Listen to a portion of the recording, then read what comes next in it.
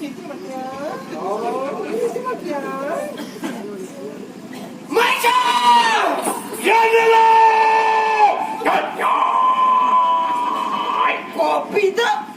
ಕೋಣದೆ ಯಾರು ಹೇಳು? ಕೊಪ್ಪಿದ ಕೋಣದೆ ಮಗಳ ಕೊಪ್ಪಿದ ಕೋಣದೆ ಮೂಲ ಸಾಯ